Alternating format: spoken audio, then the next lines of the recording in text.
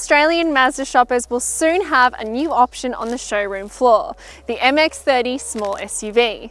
It will land in its first iteration in Australia, the MX-30M Hybrid we have here, on April 1st, 2021. Later, it will be joined by a full electric MX-30, which will likely be offered in a single specification grade and is expected to touch down before the end of 2021. Mazda is also holding out hope for a rotary range extender electric MX-30 to come here sometime in 2022. Phew! It's all part of Mazda's next big step into the era of electrification. The Mazda MX-30M Hybrid is powered by a 2-litre 4-cylinder petrol engine paired with Mazda's own M Hybrid mild hybrid system. Meanwhile, the MX-30 EV features a 35.5 kilowatt-hour lithium-ion battery pack with a 107 kilowatt and 271 Newton-meter electric motor, with pricing and spec grades yet to be announced. Although they look fairly similar from the outside and they both have those distinctive freestyle doors, it's a different story behind the wheel of the M Hybrid and the electric MX-30. Thankfully, we've got 2 pre-launch pilot cars here to take for a test drive. Alright, so I'm behind the wheel of the MX-30M Hybrid and already it feels like a really familiar Mazda car. If you're someone who's owned a Mazda previously and if you're not someone who's familiar with mild hybrid engines, that's fine, you likely won't notice much difference. It's got that really familiar, engaging Mazda feel, but it's also just a really nice, easy car to drive. The steering is moderately weighted but light enough to be agile, and it's just a comfortable, straightforward car.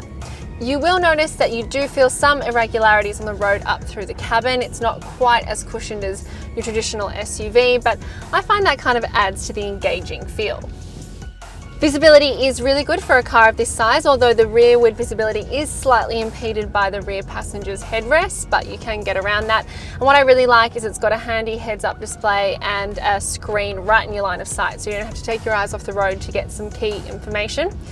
There's plenty of power from the engine and it's delivered really smoothly and efficiently from a standing start, and the pedal response is immediate and quick. I found that the steering could have been a little bit more precise going around some corners at higher speeds.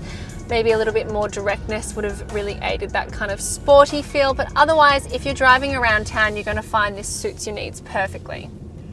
You might find a little bit of body roll going through corners. We took some fairly sharp bends at higher speeds and I did feel like it got a little bit unwieldy, but at the same time it splits the difference between being a bigger SUV and a smaller hatchback. So generally speaking, around town in the suburbs and things like that, it's going to handle really nicely. If you're craving a bit more sportiness, there is a sport mode down here by the gear stick that you can switch it into, and you can kind of hear the engine note getting a little bit louder and the throttle response becoming quicker. But generally speaking, this is not exactly a sporty car. I did find that as the engine got up to high speeds, it sounded a little bit thrashy and not necessarily super punchy, but responsiveness is excellent and refinement is great. Although the back seat is a little bit cramped to get in and out of, it is a smaller car on the smaller side. Up here in the front seat, you'll feel like you have plenty of headroom and elbow room, even with the passenger in the passenger seat. And on top of that, it feels nice and bright and airy thanks to this sunroof. Maximum outputs are 114 kilowatts and 200 Newton meters, and the M Hybrid consumes a claimed 6.4 litres per 100 kilometres of fuel on a combined cycle. So we're in the MX-30 electric, and importantly, Mazda's made a real point of not making this car feel super new agey or different from its existing lineup. And as part of that, they've made sure to keep the traditional gear stick as opposed to having some buttons like other manufacturers have opted for. And on top of that, now that we're getting going, you might notice that it's not entirely silent like other electric cars. You may actually notice there is a slight noise. It sounds a little bit like an engine, and that's courtesy of a sound generator which is emitting a fake engine noise which increases as you accelerate, just to make you feel like you're in a regular car. Interestingly, this actually feels like the lighter, more agile car compared to the M Hybrid. Even though it weighs around 160 kilograms more because of that battery, it just handles really nicely, it feels really nimble, and it feels like it has a little bit less body roll because of that lower center of gravity. However, if you're used to really typical electric cars from say a Tesla or maybe a Mini Electric, you might be a little bit addicted to that instant torque feeling off the line and that warp speed sensation. This doesn't quite have that. It feels a little bit more measured in its power delivery. Like other electric cars, this has regenerative braking, which uses the friction from the slowing car to extend the battery life. And you can either increase that or decrease that through the shifters on the wheel. So you can either make it drive using only one pedal with the accelerator, and when you decelerate, that kind of adds charge to the battery, or you can drive it more like a normal car. It depends on what your preference is.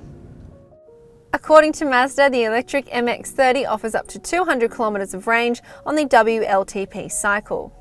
Mazda claims the car can be recharged from 20 to 80% battery capacity in 3 hours on a 6.6 kilowatt AC socket, or in 36 minutes on a 50 kilowatt DC fast charger. The MX-30M Hybrid likely won't struggle to find buyers in Australia. We know we love a small SUV, and it feels like a familiar Mazda product that's a nice gateway into the world of electrification for Mazda buyers. The success of the MX-30 full electric model, however, will depend on its pricing. Given it has a slightly smaller range, it's more likely to be a second city car for owners. But regardless, the MX-30 range is likely to find favour by being a little bit different, but not too much.